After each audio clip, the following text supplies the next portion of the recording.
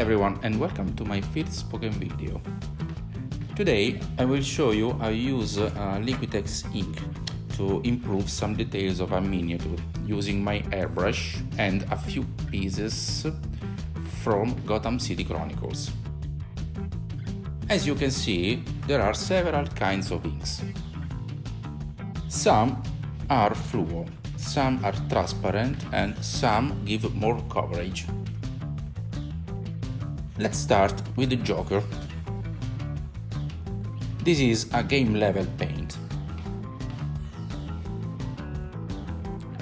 Here I want to improve the shadows and I will do by using this dioxazine purple. Yeah, dioxazine purple I think. This is the undiluted color. This is a very strong pigment, so I'll dilute it using the Airbrush thinner by Vallejo. Since the bottle is quite big, I poured some thinner in this smaller bottle. Sorry if it looks confusing. I put some thinner in a small plastic glass. I usually go by eye.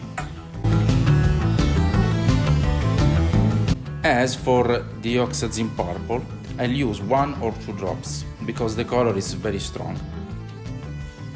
Here is how it looks when diluted. As you can see, it looks much lighter. Now we can start to improve our shadows. Grab the miniature and start applying very thin layers of paint of the shadows. Do small, multiple steps and work from the bottom to the top. Remember to do very thin layers. And here is the result.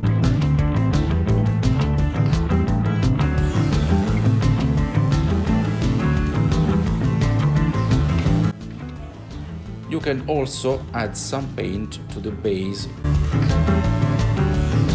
Here is another example of a different piece.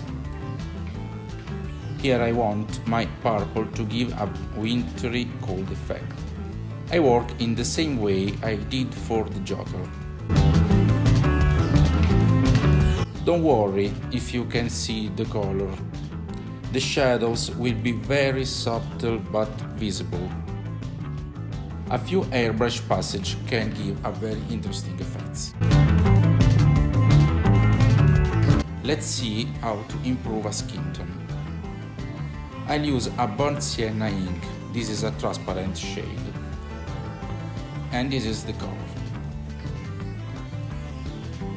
I'll use the same amount of thinner that I use for the purple ink, but I will add more drops of burnt sienna because it's more transparent.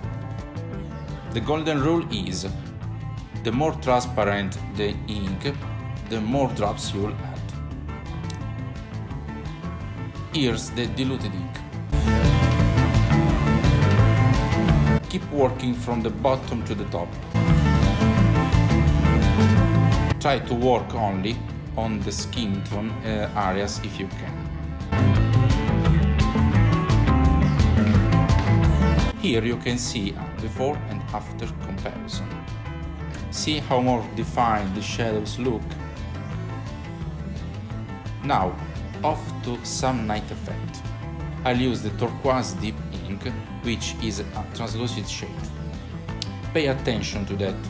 See how pigmented it is? Add the usual amount of thinner and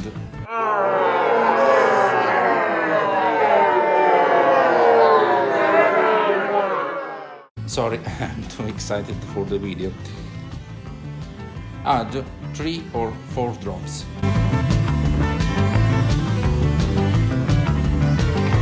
Anyway, here is the color. Spray the color on the shadows, just like the other pieces. I can use this on the base too. You can also put a very thin layers of the head. And that's one way of using Liquitex ink. Maybe the next time I'll show you I use the Liquitex Everybody. Of course, there are many more kinds of inks, like clear blue, cadmium yellow, or also metallic silver. In this particular case, I do not recommend using metal inks with the airbrush, because the metal pigment may clog it.